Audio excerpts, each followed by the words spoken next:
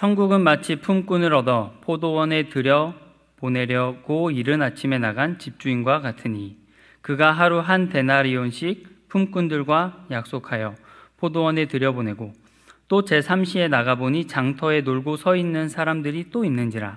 그들에게 이르되 너희도 포도원에 들어가라. 내가 너희에게 상당하게 주리라 하니 그들이 가고 제6시와 제9시에 또 나가 그와 같이 하고 제11시에도 나가보니 서 있는 사람들이 또 있는지라. 이르되 너희는 어찌하여 종일토록 놀고 여기 서 있느냐. 이르되 우리를 품꾼으로 쓰는 이가 없음이니이다. 이르되 너희도 포도원에 들어가라 하니라.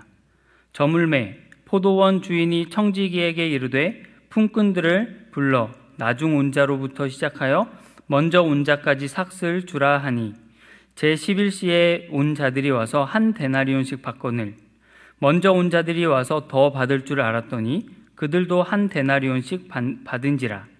받은 후 집주인을 원망하여 이르되 나중 온 이 사람들은 1시간밖에 일하지 아니하였거늘 그들은 종일 수고하며 더위를 견딘 우리와 같게 하였나이다. 주인이 그 중에 한 사람에게 대답하여 이르되 친구여 내가 내게 잘못한 것이 없노라.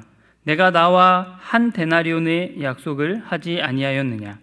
내 것이나 가지고 가라. 나중 온 이 사람에게 너와 같이 주는 것이 내 뜻이니라. 내 것을 가지고 내 뜻대로 할 것이 아니냐. 내가 선함으로 내가 악하게 보느냐. 이와 같이 나중된 자로서 먼저 되고 먼저 된 자로서 나중되리라.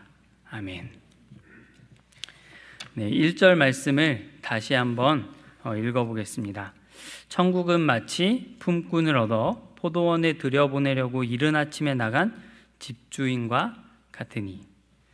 네, 우리 주님께서 하나님 나라의 한 가지 중요한 특성을 오늘 본문의 비유를 통해서 우리에게 알려주십니다. 아주 중요한 특징이죠. 세상의 질서와는 너무나도 다른 하나님의 나라의 질서입니다. 그 하나님 나라의 특징을, 그 하나님 나라의 질서를 우리 주님께서는, 우리 사랑하는 주님께서 오늘 본문의 이 포도원 주인의 비유를 통해서 우리에게 말씀해 주십니다. 이 하나님 나라 질서는 포도원 주인이 아주 잘 보여주고 있는데요. 그 포도원 주인이 2절부터 7절까지를 보면 일꾼을 고용하는데 세 부류의 사람이 등장합니다. 먼저 첫 번째로는 이른 아침의 품꾼입니다. 당시 유대인들은 해가 뜰 때부터 해가 질 때까지 약 12시간 정도 노동을 했다고 하는데요. 일반적으로 해가 뜨는 이른 아침은 아침 6시 정도로 봅니다. 그래서 아침 6시부터 저녁 6시까지 노동을 하는 것이죠. 포도원 주인은 아침 6시에 품꾼을 고용하면서 그들과 약속을 합니다. 하루 한 데나리온을 주겠다. 이렇게 약속을 합니다. 당시 한 데나리온은 우리가 흔히 설교 시간에 많이 듣기로는 노동자 하루 품삯이라고 많이 들어오셨죠? 네, 그런데 좀 더 정확히 말하자면 전문직 노동자의 하루 품삯이었습니다. 당시에 군인들의 하루 품삯이 한 데나리온이었다고 합니다. 전문직이죠. 네, 전문직과는 달리 단순한 일용직 노동자의 품삯은 아마 한 데나리온에 훨씬 미치지 못하는 돈을 받았을 겁니다. 네, 그런데 오늘 본문에서 포도원 주인이 포도원 일꾼으로 사람들을 부르면서 하루 일당으로 한 데나리온씩 준다고 한 것은 사실 많이 후하게 준 것이었죠. 네, 그래서 아마 아침 6시에 포도원으로 불려간 노동자들은 아주 기쁜 마음으로 흔쾌히 갔을 겁니다. 그리고 이어서 두 번째 부류가 등장합니다. 3절에서 5절인데요. 포도원 주인이 또 제3시에 나가보니 장터에 놀고 서 있는 사람들이 또 있었습니다. 아침에 다른 고용주들에게 고용되지 못해서 아직 장터에서 빈둥거리고 있는 사람들이었는데요. 4절과 5절까지 보면 제3시, 6시, 9시였는데요. 쉽게 오늘날 시간으로 바꾸면 각각 9시, 오전 9시, 그리고 12시, 오후 3시였습니다. 이들에게는 주인이 정확한 금액을 제시하지는 않습니다. 하지만 내가 너희에게 상당하게 주리라 라고 약속을 하죠. 이들은 주인이 정확한 금액을 제시하지는 않았지만 지금이라도 가서 일하면 하루 일하지 않고 노는 것보다야 낫기 때문에 기쁜 마음으로 갔을 겁니다. 그리고 마지막으로 세 번째 부류가 나옵니다. 6절에서 7절입니다. 제11시에도 나가보니 서 있는 사람들이 또 있는지라 이르되 너희는 어찌하여 종일토록 놀고 여기 서 있느냐 이르되 우리를 품꾼으로 쓰는 이가 없음이니이다. 이르되 너희도 포도원에 들어가라 하니라. 주인은 여기서 그치지 않고 제11시에도 나가봅니다. 근데 그 제11시는 언제냐면 우리 시간으로 따지면 오후 5시입니다. 오후 5시는요, 유대인들의 노동시간을 따져보면 노동이 마치는 시간 오후 6시까지 이제 1시간밖에 남지 않은 시간입니다. 사실 주인의 입장에서는 지금 고용해봤자 옷 갈아입고 또 도구들을 준비해서 나가면 아무것도 하지 못하고 끝날 수도 있는, 그러니까 주인에게는 사실 아무 유익도 없는 그런 시간입니다. 그런데 주인은 해가 저물기 전에 나가서 노동자를 불러옵니다. 그리고 다른 이들에게는 물어보지 않았던 특별한 질문을 던지죠. 너희는 어찌하여 종일토록 놀고 여기 서 있느냐. 이들의 구체적인 사정을 물어봅니다. 이들은 왜 이 시간까지 아무데도 가지 못하고 장터에 놀고 서 있었을까요? 우리를 품꾼으로 쓰는 이가 없음이니이다. 아무도 이들을 품꾼으로 쓰는 사람이 없었기 때문에 하루 종일 일하러 가지 못하고 장터에서 아무것도 하지 못하고 서 있기만 할 뿐이었죠. 아마 이들은 체격이 왜소하거나 장애를 가지고 있었을 가능성이 큽니다.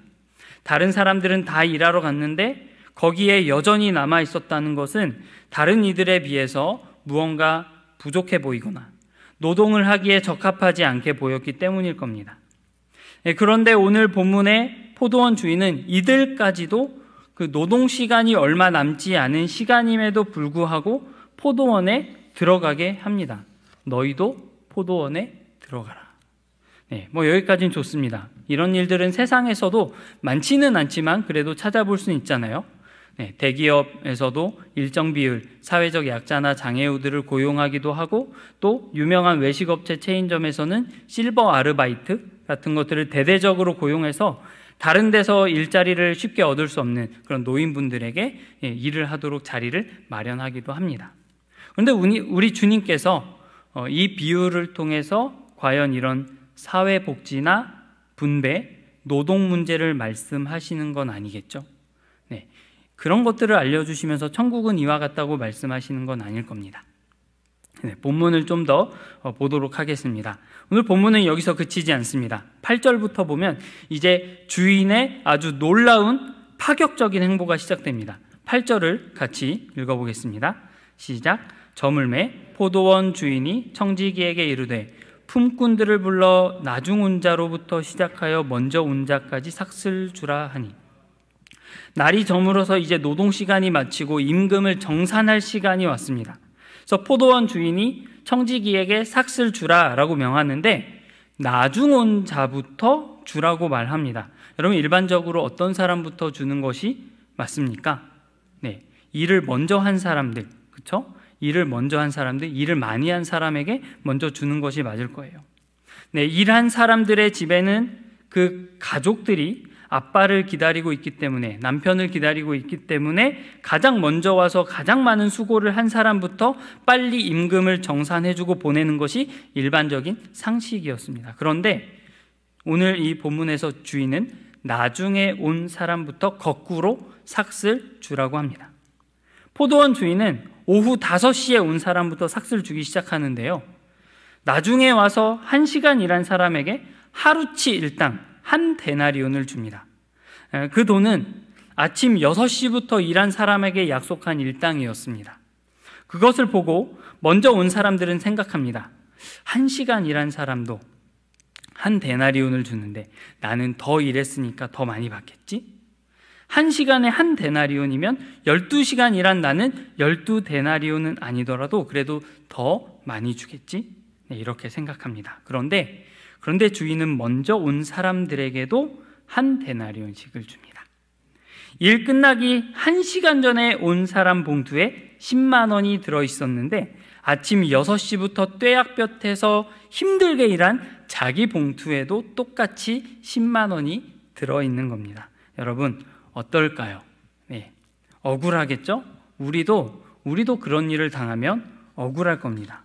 그래서 곧바로 먼저 온 자들이 집주인을 원망하기 시작합니다. 11절입니다. 받은 후 집주인을 원망하여 이르되 나중 온 이 사람들은 1시간밖에 일하지 아니하였거든 그들을 종일 수고하며 더위를 견딘 우리와 같게 하였나이다. 어떻게 1시간 일한 사람이랑 하루 온종일 일한 사람이랑 일당을 똑같이 줍니까? 당연히 일을 더 많이 한 사람을 더 많이 줘야 하지 않겠습니까? 아침에 일어나기 힘든 몸 겨우 일으켜서 겨우 장터에 나가서 일거리를 구해서 감사한 마음으로 하루 종일 힘들어도 가족 생각하면서 견디고 일했는데 나중에 와서 1시간이란 저 사람이랑 똑같은 일당을 받으면 열 받습니다. 자연스럽게 원망하게 됩니다. 어떻게 그럴 수 있습니까? 주인을 원망하는 먼저 온 자들이 이해되고 공감되는 이유는 사실 우리가 바로 그런 자들이기 때문일 거예요. 우리 안에 뼛속 깊이 자리 잡고 있는 보상심리 때문에 그럴 거라고 생각합니다. 그러나 우리 주님께서는 천국은 하나님 나라는 포도원 주인과 같다라고 말씀하십니다. 그리고 이 비유를 다 말씀하신 후에 결론으로 16절을 말씀하시는데요. 16절 같이 한번 읽어볼까요? 시작. 이와 같이 나중된 자로서 먼저 되고 먼저 된 자로서 나중되리라. 네, 아직 이해가 잘 안 되시죠? 그러면 바로 전장 마태복음 19장 30절을 보겠습니다. 시작. 그러나 먼저 된 자로서 나중되고 나중된 자로서 먼저 될 자가 많으니라. 똑같은 말씀입니다. 네, 우리 주님께서 이 말씀을 하시고 베드로를 비롯한 제자들에게 포도원 주인의 비유를 들려주신 거죠. 네, 마태복음 19장 마지막 부분과 마태복음 20장, 오늘 본문은 사실 이어져 있는 본문이라고 볼 수 있습니다. 여러분도 잘 아시다시피 성경에서 장을 구분하는 것은 후대에 이루어진 것이고 원래는 장 구분이 없었잖아요. 그러니까 이 비유는 사실 마태복음 19장과 이어져 있는 본문이고 비유를 한 단락으로 묶는다면 첫 시작을 마태복음 19장 30절부터 하는 것이 맞는 것처럼 보입니다. 그러면 마태복음 19장에서는 무슨 일이 있었을까요? 포도원 주인의 비유를 잘 이해하기 위해서는 우리가 먼저 마태복음 19장에서 일어난 일을 알아야 합니다. 마태복음 19장 16절부터 보면은 어떤 사람이 주님께 와서 물어봅니다. 선생님, 제가 무슨 선한 일을 해야 영생을 얻겠습니까? 이 사람은 22절에 보니까 재물이 많은 사람이었습니다. 부자였죠. 그리고 똑같은 내용의 누가복음 18장을 보면 이 사람 어떤 사람이냐면 관리였다라고 기록하고 있습니다. 돈이 많은 젊은 관리였습니다. 아주 유복한 가정에서 자랐을 가능성이 큽니다. 아마 어려서부터 앨리스 코스를 밟아왔겠죠. 흔히 말하는 금수저였을 가능성이 큽니다. 크게 엇나가지 않고 자랐을 겁니다. 그러니까 관리가 되었겠죠. 좋은 일자리를 얻었을 뿐만 아니라 부자입니다. 심지어 젊습니다. 이스라엘에서 가장 성공한 사람을 찾아보라 하면 아마 이 청년을 뽑을 수도 있었을 겁니다. 게다가 아주 깊은 영적인 고민이 있었습니다. 예수님을 찾아와서 하는 말이 듣자니 신통하신 분이라는데 제가 돈을 더 많이 벌기 위해서 무엇을 해야 합니까? 제가 더 성공하기 위해서 어떻게 해야 합니까? 이런 걸 물어보는 게 아니라 정말 아주 영적인 아주 깊은 질문을 던지죠. 선생님이여, 내가 무슨 선한 일을 하여야 영생을 얻으리까? 아주 건강하고 좋은 질문을 예수님께 던집니다. 부자의, 관리의, 젊은이, 그리고 생각도 바르게 하려고 애쓰는 사람, 그야말로 정석인 사람이죠. 요즘 말로는 엄친아, 엄마 친구 아들, 엄친아 같은 사람입니다. 그런데 주님께서 이 사람에게 이런저런 이야기를 들려주시더니 마지막에는 재산을 다 팔아서 가난한 자들에게 나눠주고 나를 따라오라 라고 말씀을 하세요. 그러자 젊은 이 청년, 재물이 많은 이 청년은 근심하면서 주님을 떠나갔습니다. 여러분, 예수님께서 이렇게 말씀하신 이유는 정말 모든 것을 버리고 가난한 자를 나눠주면 비로소 이 청년이 모든 율법을 지키게 되어서 그 율법을 지킨 것 때문에, 선한 일을 한 것 때문에 영생을 얻을 수 있다고 말씀하신 것이 아니죠. 네. 오히려 모든 율법을 지켰다고 주장하는 이 청년에게 우리 주님께서는 재산을 다 팔아 가난한 자들에게 나눠주는 이웃 사랑, 그리고 모든 것을 버리고 예수님을 따르는 하나님 사랑, 율법의 요약이요 핵심인 이 두 가지를 너는 모두 놓치고 있었다라는 것을 깨닫게 하시려고 하신 것입니다. 그 부자 청년이 떠나가고 나서 제자들에게 주님께서 말씀하십니다. 부자가 천국에 들어가기가 이렇게 어렵다. 낙타가 바늘귀로 들어가는 것이 부자가 하나님 나라에 들어가는 것보다 쉬울 것이다. 제자들은 그 말씀을 듣고 아주 깜짝 놀랍니다. 그 이유는 당시 이스라엘 사람들의 생각으로는 부자가 되는 것은 하나님이 주신 복이라고 생각했기 때문이에요. 좋은 가문에서 태어나고 또 어려서부터 율법을 다 지켰다고 자신할 만큼 율법에 철저한 삶을 살고 게다가 영생에 대한 관심을 가질 정도로 진리를 추구하는 저 사람이 천국에 들어가지 못한다니. 이런 사람이 천국에 들어가지 못한다면 과연 어떤 사람이 들어가겠나 생각한 것입니다. 그래서 주님께 되묻습니다. 그렇다면 주님, 누가 구원을 얻을 수 있습니까? 누가 구원을 얻을 수 있으리까? 거기에서 우리 주님께서 아주 의미심장한, 그리고 오늘 비유의 핵심, 이 포도원 주인의 그 비유의 핵심과도 연결되는 아주 놀라운 말씀을 하십니다. 사람으로서는 할 수 없으나 하나님으로서는 다 하실 수 있느니라.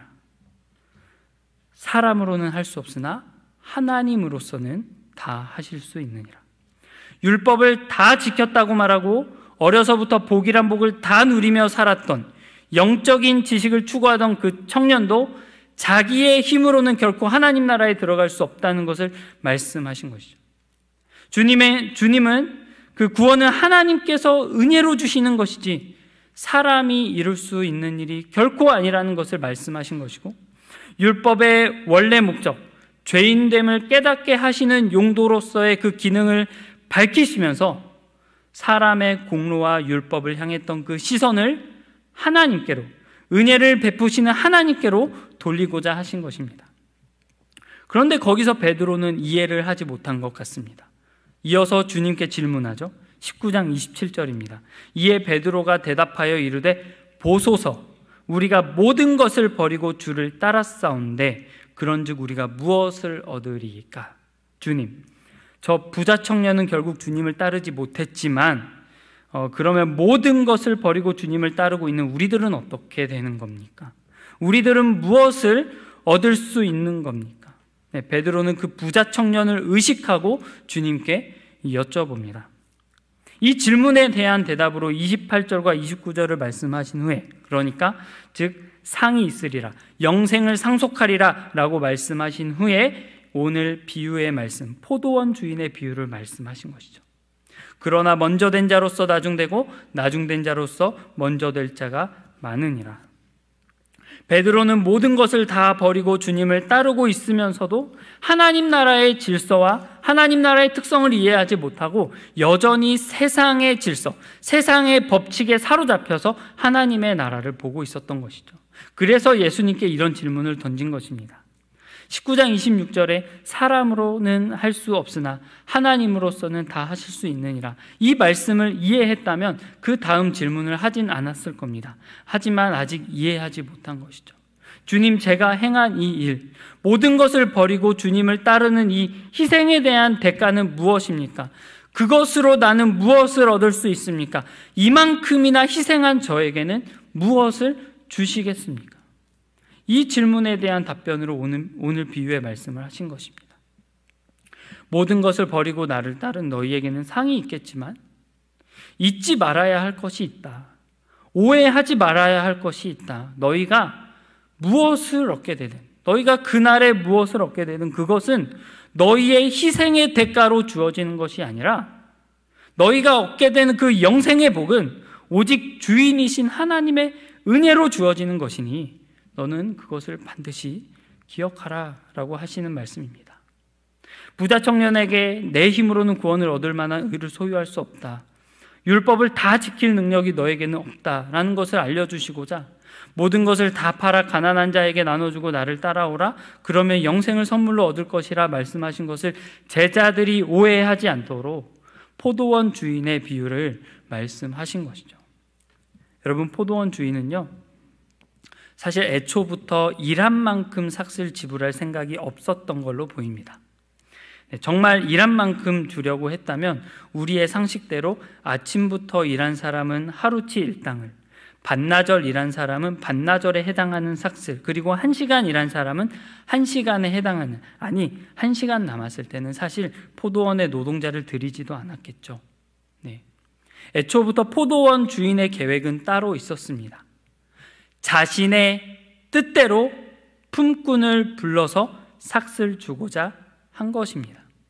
거기에는 사실 자격이 필요 없었습니다. 몸이 불편하든 장애가 있든 출신이 나쁘든 상관없이 오직 주인의 뜻대로 품꾼을 불러 주고자 하시는 대로 삭슬 주신 것이죠. 여러분, 세상에서는 사람을 얼마나 유용한지, 얼마나 그 사람이 능력을 소유했는지에 따라서 평가합니다.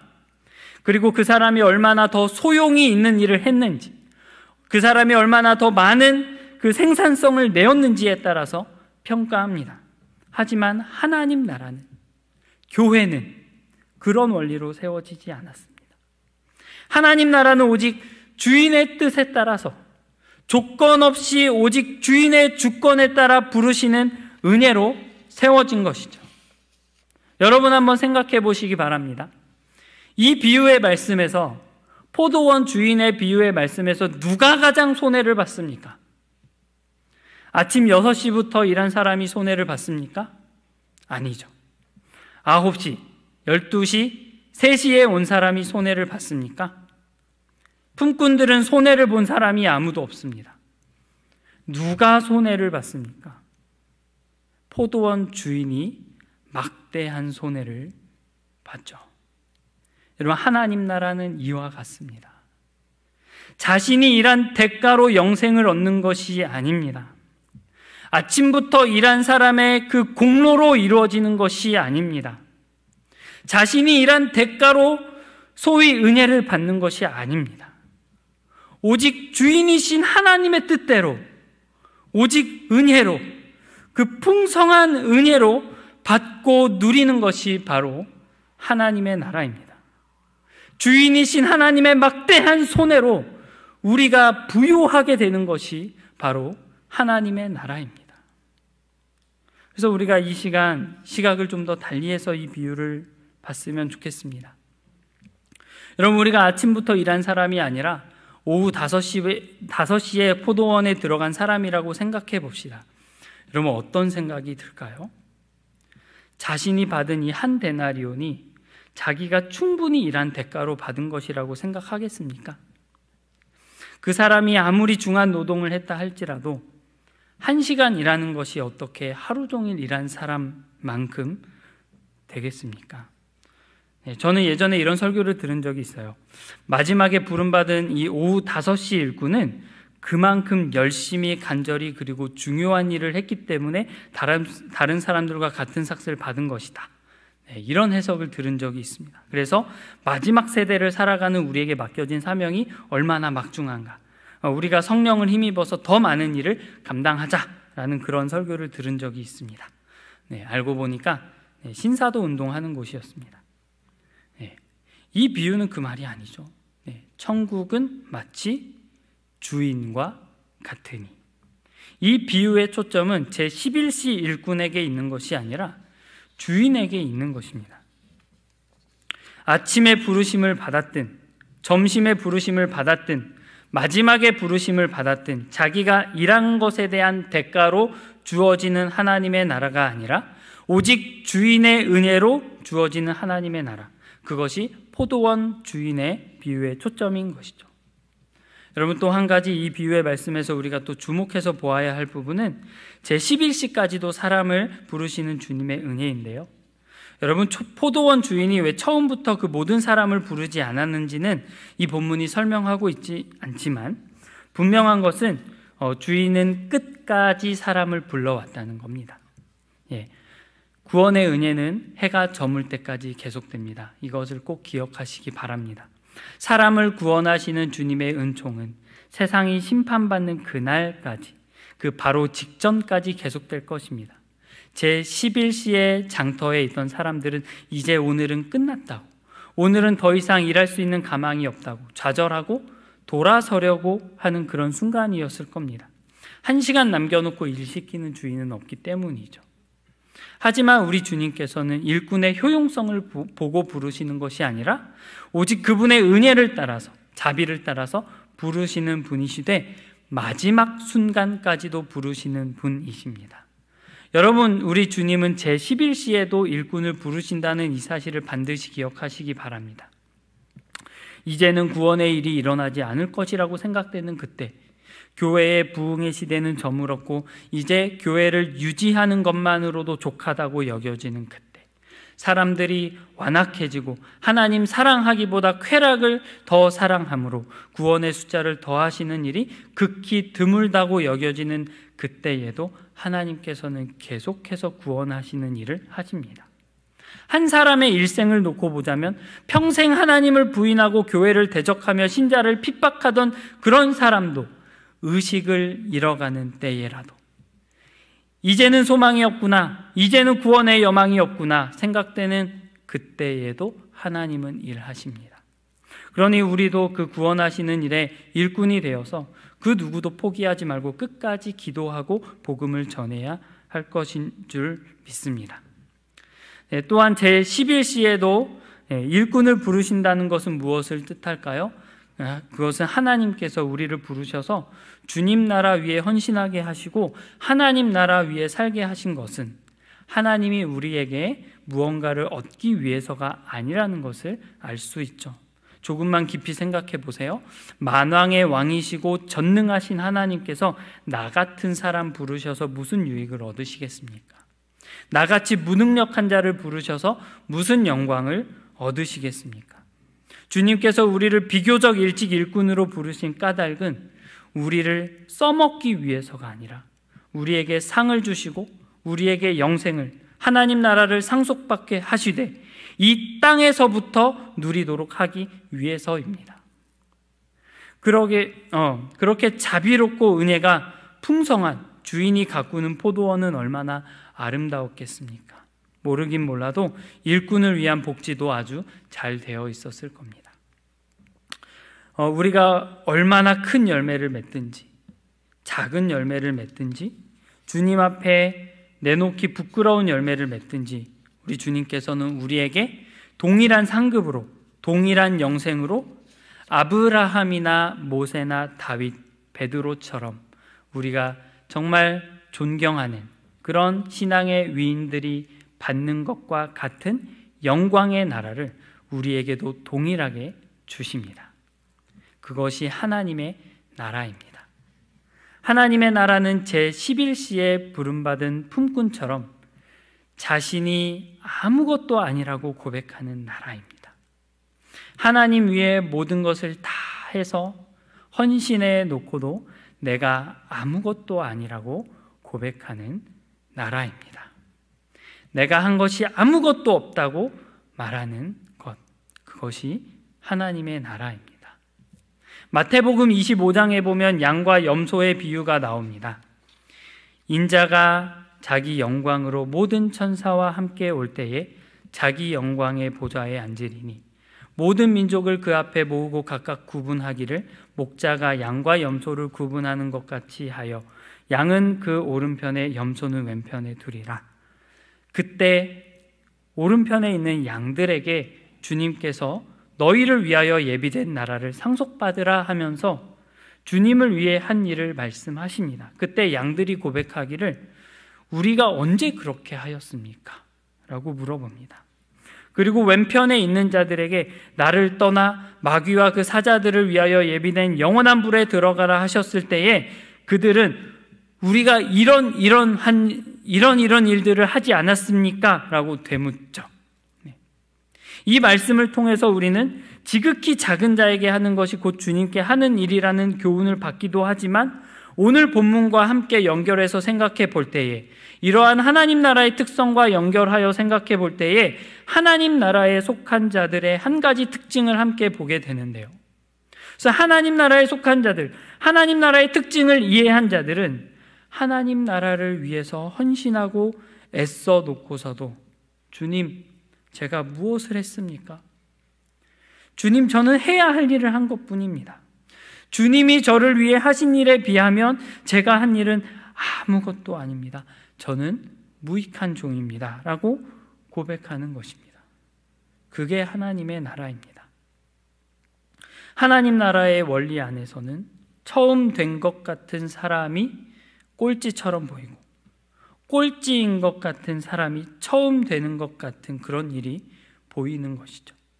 부자 청년 관리처럼 1등인 것처럼 보였던 사람이 꼴찌가 되고 예수님과 함께 십자가에 달렸던 강도처럼 꼴찌처럼 보였던 사람이 1등같이 보일 수 있는 것입니다. 왜냐하면 하나님의 나라는 공로로 주어지는 나라가 아니라 은혜로 받는 나라, 그리고 하나님의 은혜가 다스리는 나라이기 때문입니다. 사랑하는 성도 여러분, 말씀을 맺습니다. 제11시 일꾼의 정체성을 갖기를 축원합니다.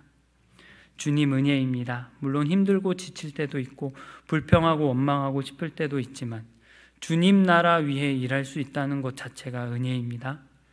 불러주신 것만으로도 감사합니다 라고 고백할 수 있는 우리가 되었으면 좋겠습니다. 내가 그동안 교회를 위해 하나님 나라 위해 일한 것에 대한 대가를 바라기보다 먼저 주님께서 우리를 위해 손해보신 일을 생각하면서 나는 무익한 종이라 고백할 수 있는 우리가 되었으면 좋겠습니다. 더 나아가 날 위해 생명까지 내어주신 그 주님 때문에, 예수 그리스도 때문에 내가 먼저 섬기고 내가 먼저 낮아지고 내가 먼저 용서하고 내가 먼저 헌신할 수 있는 그러한 은혜로 말미암는 하나님 나라 백성의 특징이 내 안에, 우리 안에, 이 화성교회 안에 충만하게 드러나기를 간절히 축원합니다. 1860년에 영국의 부유한 가정에서 태어난 찰스 토마스 스터드라는 사람이 있습니다. 장래가 촉망받았던 크리켓 선수로 유명했던 사람인데요. 이 사람은 하나님을 만나고 평생을 중국과 인도 그리고 식인종이 있었던 당시 아프리카에서 평생을 선교사로 헌신하고 71세의 나이에 주님 품에 안겼습니다. 이 사람은요, 현대 선교 역사에 아주 큰 획을 그었던 캠브리지 7인 중에 한 사람이었습니다. 네, 이분이 남긴 유명한 그리고 짧은 글을 읽어드리고 설교를 마치겠습니다. 예수 그리스도가 하나님이시며 나를 위해 죽으셨다면 그를 위한 나의 어떠한 희생도 결코 크다고 할 수 없습니다. 아멘. 기도하겠습니다. 사랑이 충만하신 하나님, 감사합니다. 하나님, 지금껏 내가 주님을 위해 일하는 줄 알았습니다. 내가 주님을 위해 헌신한 줄 알았습니다. 주님의 유익을 위해서, 하나님 나라의 유익을 위해서 제가 내 삶을 던진 줄 알았습니다. 그러나 주님, 알고 보니 주님께서 우리에게 먼저 은혜를 베푸셨고 지금도 막대한 손해를 보시며 우리를 주님의 나라 가운데로 인도하고 계신 줄 알았습니다. 하나님, 우리에게 제11시 일꾼의 정체성을 허락하여 주옵소서. 내가 한 일, 내가 교회를 위해 헌신한 일, 하나님 위해 손해본 그런 일들 가지고 하나님 앞에 그 공로를 내세워서 무언가 받으려고 하는 그런 옹졸한 마음을 내려놓게 하시고, 주님께서 우리를 위해 손해보신 일, 아들 예수 그리스도를 우리에게 보내셔서 십자가에 죽게 하신 그 일을 우리 가슴 깊이 새길 수 있도록 도와주시옵소서. 그래서 하나님, 주님께서 사랑하시는 이 화성교회 안에 하나님의 은혜가 다스리는 그 하나님 나라의 특징이 충만하게 드러나게 하여 주시기를 원합니다. 하나님, 우리가 그 은혜를 받았기 때문에 먼저 사랑하게 하시고, 먼저 헌신하게 하시고, 먼저 낮아지게 하여 주시옵소서. 먼저 더 겸손한 자리로 나아갈 수 있도록 역사하여 주시옵소서. 감사드리며 예수 그리스도의 이름으로 기도하옵나이다. 아멘.